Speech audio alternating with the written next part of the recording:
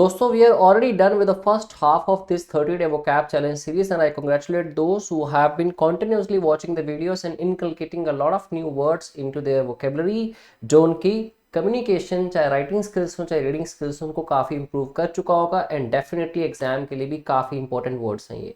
शुरुआत करते हैं हमारे सेकंड पड़ाव की। 15 दिन निकल चुके हैं, half of the challenge is still remaining, 16th day. तो आइए पहले दिन की शुरुआत करते हैं आज सेकंड पड़ाव के सेकंड हाफ के फर्स्ट वर्ड के साथ, दैट इज डिस्पोंडेंट। डिस्पोंडेंट क्या होता है? एक एडजेक्टिव होता है।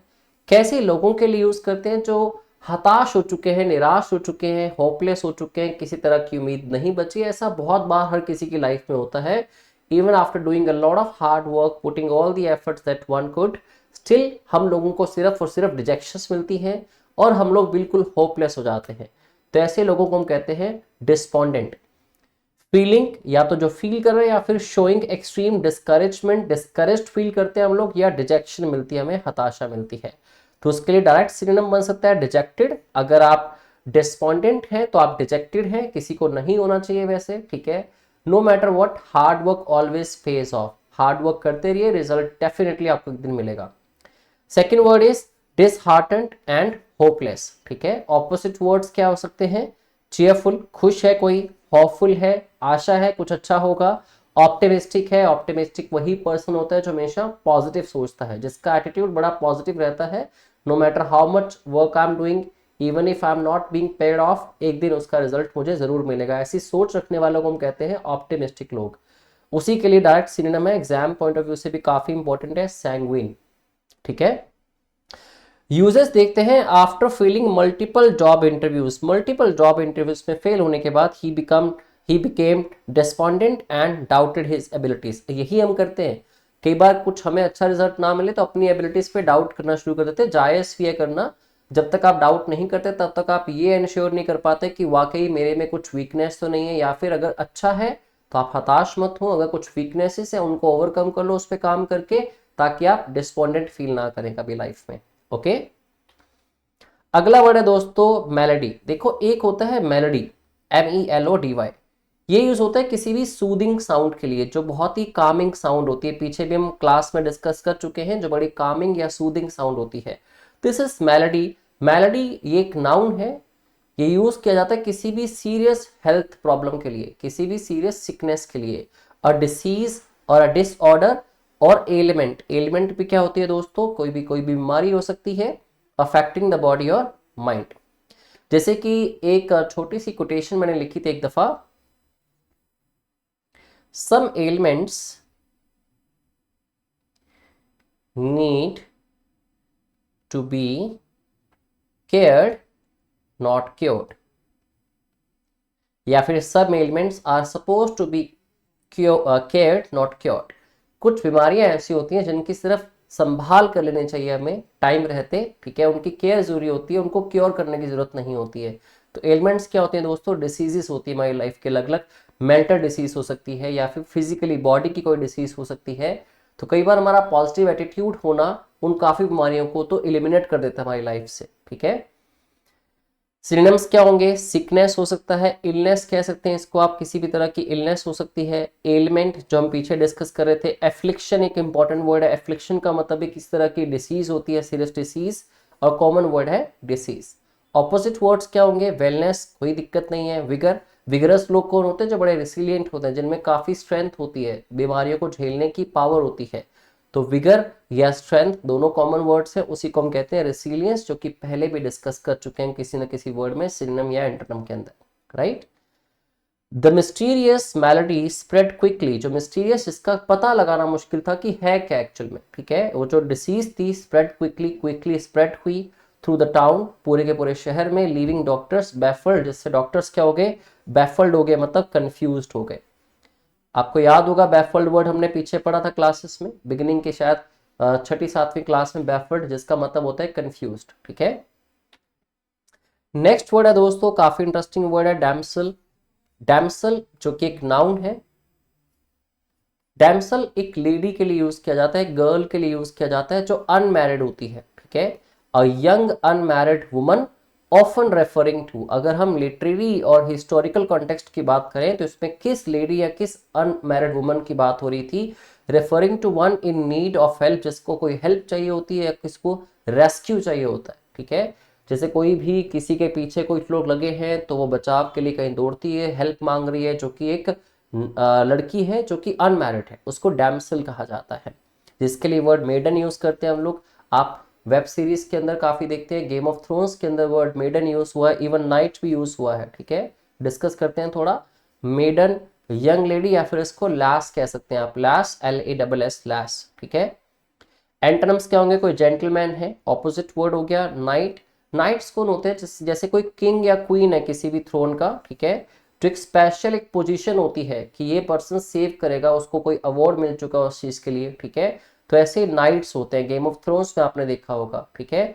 या कोई मैन हो सकता है, जैसे कि अगर मान लो मेडन को हेल्प चाहिए तो night will be the one who will help her, ठीक है। जो कि डैमसल की हेल्प के लिए कौन आएगा आगे? नाइट ही आएगा, जो बाकियों की भी रक्षा करते हैं, बाकियों की भी सुरक्षा करते हैं। The night set out, set out का मतलब क्या होता है दोस्तों? किसी जर्नी पे निकल जाना। Set out on a quest, quest क्या होती है? खोज। तो नाइट निकलता है खोज में किसकी? To rescue the damsel in distress, जो डैमसल डिस्ट्रेस में होती है, ठीक है, मतलब एक यंग लेडी जो हेल्प मांग रही है या फिर जो रेस्क्यू चाहती है, okay. Next word is segregate, segregate करना। एक सेग्रीगेट एक वर्ब होती है, चीजों को अलग अलग करना, क्लासिफाई करना, उनको बांट देना अपनी अपनी कैटेगरीज के अंदर। टू सेपरेट फ्रॉम अदर्स, बाकियों से अलग करना। Often based on what? Specific criteria, किसी स्पेसिफिक क्राइटेरिया के चलते, सच एज रेस के अकॉर्डिंगली, जेंडर के अकॉर्डिंग, एज के अकॉर्डिंग, या टाइप के अकॉर्डिंग, या किसी की एबिलिटी के अकॉर्डिंग उसको अलग कर देना, ठीक है, बाकियों से। आइसोलेट करना, डिवाइड कर देना, या डिस्टिंग्विश कर देना, बहुत ही कॉमन वर्ड्स हैं, बेसिक वर्ड्स हैं। आइसोलेट करना, डिवाइड करना, या डिस्टिंग्विश कर देना, या फिर आप इसको सेपरेट भी कह सकते हैं। सेपरेट करना भी इसी का सिनोनिम होगा, ठीक है। ऑपोजिट वर्ड्स क्या हैं? आप सेपरेट करने के बजाय उनको एक साथ इकट्ठा कर रहे हैं, जैसे कि इंटीग्रेट करना, मिला देना, यूनाइट करना, या फिर कंबाइन कर देना। The teacher segregated the students, teacher ने स्टूडेंट्स को सेपरेट किया, अलग अलग किया, इनटू ग्रुप्स, मतलब ग्रुप्स में बांट दिया, according to their skill levels for the project, उनके स्किल लेवल के हिसाब से उस प्रोजेक्ट के लिए स्टूडेंट्स को ग्रुप्स में सेग्रीगेट कर दिया, ग्रुप्स में बांट दिया, ठीक है। तो सेग्रीगेट का मतलब होता है बांटना या बांट देना, ठीक है।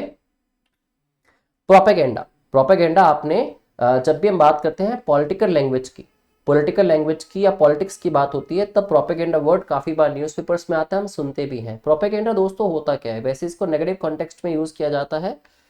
Information especially of a biased और मिसलीडिंग नेचर, कोई भी इंफॉर्मेशन जो बायस्ड नेचर की होती है, डिप्लोमेटिक सॉर्ट ऑफ होती है, जो मिसलीड करती है लोगों को, किस लिए यूज किया जाता है इसको? यूज टू प्रमोट और पब्लिसाइज, प्रमोट करना अपने आप को या पब्लिसाइज करना एक पर्टिकुलर पॉलिटिकल कोज को, एक आइडियोलॉजी को, या फिर एक व्यू पॉइंट को, ठीक है। मिस इन्फॉर्मेशन इसको आप कह सकते हैं, पब्लिसिटी कह सकते हैं, या फिर हाइप, जैसे हम कहते हैं हाइप बना रहे हैं, मतलब प्रोपेगेंडा कर रहे हैं, ठीक है। अब एंटोनिम्स में देखें तो सच्चाई है, जो बिल्कुल करेक्ट इन्फॉर्मेशन है। कोई फैक्ट है, फैक्ट क्या होता है? हमेशा जो सच्ची बात होती है। रियलिटी या फिर ऑनेस्टी, मतलब किसी तरह की कोई मिसकंसेप्शन या मिसरीडिंग नहीं है। तो प्रोपेगेंडा क्या है? उस गवर्नमेंट का या उस पार्टी का प्रोपेगेंडा क्या है? मतलब वो किस चीज को यूज करते, किस इंफॉर्मेशन को यूज करके खुद को पब्लिसाइज करेंगे, ठीक है। जो इन्फॉर्मेशन अक्सर मिसलीडिंग हो सकती है, जो उनको बेनिफिट करेगी इन फ्यूचर। तो during the war both sides used propaganda, दोनों ही साइड्स ने प्रोपेगेंडा को यूज किया to influence public opinion, public opinion को इन्फ्लुएंस करने के लिए, ठीक है, कि अपना ओपिनियन क्रिएट कर पाए पब्लिक के माइंड में, ठीक है।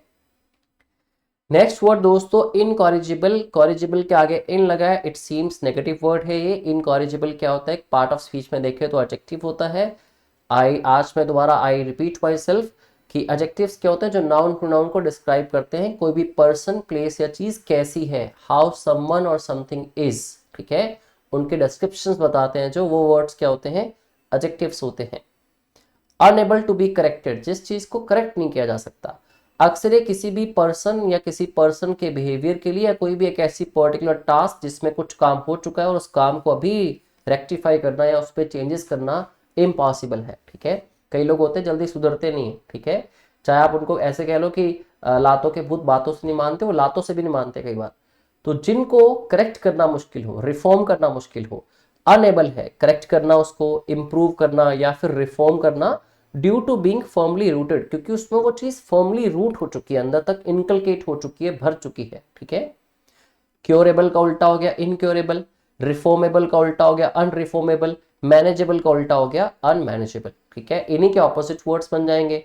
इनक्योरेबल का आप क्योरेबल बना सकते हो। ओबीडियंट जो बातें मानता है, ठीक है, मतलब चीजों को चेंज करना भी तो करेगा, क्योरेबल हो गया या रिफॉर्मेबल हो गया। ठीक है, डिस्पाइट मल्टीपल वार्निंग्स के बावजूद, हिज इनकॉरिजिबल हैबिट, उसकी जो ना सुधरने वाली हैबिट थी, इनकॉरिजिबल जिसको चेंज नहीं किया जा सकता, कौन सी हैबिट, ऑफ अराइविंग लेट आने की जो उसकी हैबिट थी, cost him to lose the job, उससे उसको नुकसान हुआ, उसकी जॉब चलेगी उस वजह से। ठीक है, तो इनकॉरिजिबल दोस्तों होता है जिसको सुधारा ना जा सके, जिसको बदला ना जा सके, किसी पर्सन को या उसके बिहेवियर को। ठीक है, नेक्स्ट वर्ड, इंपॉर्टेंट वर्ड, जक्स्टपोज। जक्स्टपोज एक वर्ब है दोस्तों। जक्स्टपोज का मतलब क्या होता है, टू प्लेस टू और more things side by side, side by side दो चीजों को या दो से ज्यादा चीजों को रख देना सामने अपने। ऑफन टू हाईलाइट कंट्रास्ट, अक्सर हाईलाइट करने के लिए क्या डिफरेंसेस हैं, क्या कमियां हैं, क्या अच्छाइयां हैं, क्या कंट्रास्ट हैं, कंपैरिजंस हैं और डिफरेंसेस हैं बिटवीन देम, उन सबके बीच में। ठीक है, तो उसको जक्स्टपोज करना कहते हैं।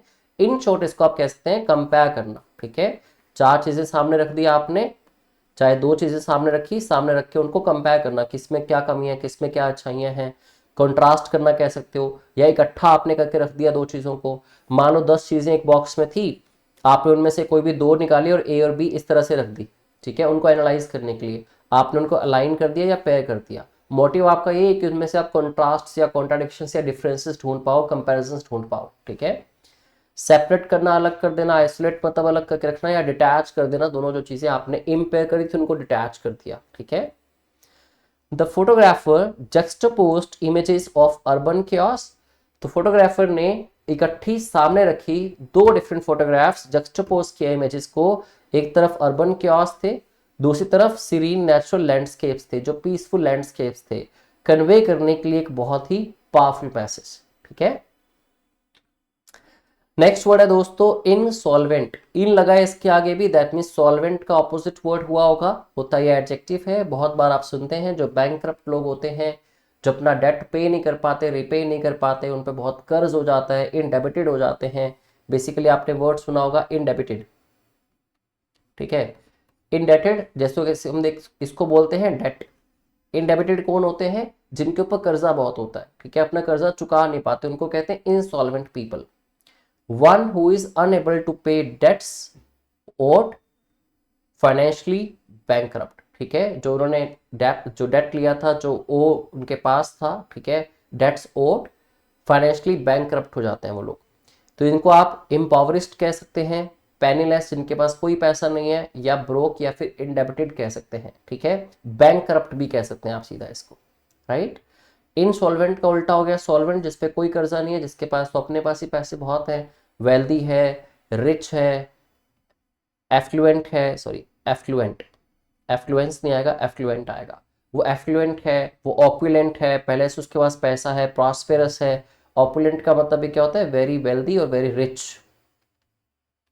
ठीक है, the company became insolvent, company insolvent हो गई after a series of bad investments, लगातार एक इन्वेस्टमेंट बैड पे बैड होती गई और डिक्लाइन हुई उनकी सेल्स भी, इस वजह से कंपनी क्या हो गई, इनसॉल्वेंट हो गई, कर्जे में आ गई। ठीक है दोस्तों, अगला वर्ड है परपैचुअल। परपैचुअल जो चीज लगातार चलती है, जिसमें कोई भी किस तरह की ब्रेक ना आए, कॉन्टिन्यूस। जैसे आप देखें 24/7, अभी तो स्टोर्स बंद हो गए, तो 24/7 जो स्टोर्स हैं वो परपैचुअली काम करते हैं, मतलब बिना रुके लगातार वो ओपन रहता है स्टोर, स्टाफ चेंज होता रहता है बट स्टोर हमेशा ओपन रहता है। तो कंटिन्यूइंग और lasting for an indefinitely long period of time, एक इनडेफिनेट जिसका कोई फिक्स टाइम नहीं है, फिक्स पीरियड नहीं है, उस टाइम तक लगातार वो चीज चलती रहेगी, विदाउट इंटरप्शन और एंड, किसी बिना अड़चन के, बिना रुकावट के, बिना रुके, जो चीज लगातार चलती रहे उसको कहते हैं परपैचुअल। परपैचुअल एक एडजेक्टिव है दोस्तों, बड़ा बेसिक वर्ड, इसका सिनोनिम हो सकता है कॉन्टिन्यूअस। तो जो चीज लगातार होती है उसको कहते हैं परपैचुअल, मींस कॉन्टिन्यूअस। ठीक है, एंडलेस हो या फिर एवरलास्टिंग हो, जो हमेशा चलती रहे। एंटोनिम्स क्या होंगे, जो चीज थोड़े टाइम के लिए, जिसको हम बेसिक वर्ड में कहते हैं शॉर्ट लिव्ड, उसी को हमने टेम्पररी कह दिया या फिर मोमेंट्री कह दिया। जैसे हम कहते हैं ये तो मोमेंट्री हैप्पीनेस है, वो तो कुछ टाइम तक रहेगी खुशी, उसके बाद फिर चली जाएगी जब आपको इस चीज से बोर्डम फील होगा, जब ये एक्टिविटी आपको मोनोटोनस फील होगी। अभी तो नई नई एक्टिविटी है तो आप मोमेंट्री हैप्पीनेस में जी रहे हैं, ठीक है। फाइनाइट जो कुछ टाइम के लिए होगा, इनफाइनाइट जो बहुत लंबे टाइम के लिए चलेगा, ठीक है। द परपेचुअल मोशन लगातार चलता हुआ मोशन जो था of the ocean waves is both calming and mesmerising, बहुत ही सूदिंग है, मैस्मराइजिंग मतलब फैसिनेटिंग है, बहुत ही अट्रैक्ट कर रहा है, अपने साथ कनेक्ट कर रहा है हमें, ठीक है। अगला वर्ड है दोस्तों श्रूट। देखो श्रूट दो तरह के लोगों को कहा जाता है, ठीक है। एक तो जो बड़ा इजीली, बड़ा स्मार्टली, बड़ा वाइजली कोई डिसीजन ले पाते हैं किस चीज का। दूसरा थोड़े जो क्लेवर होते हैं, ठीक है, क्लेवर कनिंग होते हैं किसी भी तरह की बातों को घुमाने में या फिर किसी भी तरह के डिसीजन को प्रैक्टिकली अपने अपने तरफ करने में, ठीक है, या अपने फायदे के लिए कर लेते हैं जो चीजों को मोल्ड, उनको कहते हैं श्रूट। श्रूट एक एडजेक्टिव होता है। हैविंग और शोइंग शार्प जजमेंट, जिनकी जजमेंट अच्छी होती है और कीन इंसाइट होती है, एस्पेशली इन प्रैक्टिकल मैटर्स, ठीक है। या फिर clever in a way that can be seen as both intelligent and strategic, ठीक है। क्लेवर होते हैं कि इंटेलिजेंट भी है, उस तरीके से भी देख सकते हो आप इनको, स्ट्रेटेजिक भी हैं, मतलब स्ट्रेटेजिस्ट बना के चलते हैं। तो क्लेवर वर्ड के भी अपने आप में दो मतलब होते हैं, ठीक है। एक क्लेवर जो शार्प है दिमाग से, बड़ा इजीली, बड़ा इफेक्टिवली डिसीजन लेगा। दूसरा क्लेवर वो है जो कनिंग है, किसी दूसरे को धोखा देने के लिए काम करेगा। तो पॉजिटिव नेगेटिव दोनों मीनिंग हो सकते हैं, दोनों की मैंने सिनोनिम्स रखे हैं। जैसे स्मार्ट और वाइज तो पॉजिटिव वर्ड्स हैं, बट स्लाई कौन होता है जो सीक्रेटिवली काम करता है छुप छुपा के, ठीक है, अक्सर डिसेप्टिव वे के अंदर, बड़ा कनिंग मैनर के अंदर।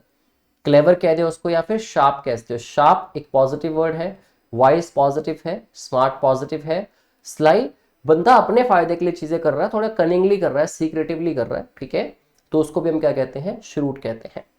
नायब जो बेचारा भोला वाला सा है, ठीक है, जो बड़ा साफ दिल का है, ट्रांसपेरेंट आदमी है, उसको कोई भी मूर्ख बना के चला जाता है, वो बिल्कुल तेज तरार नहीं है, बिल्कुल क्लेवर नहीं है, उसको नाइव कहते हैं।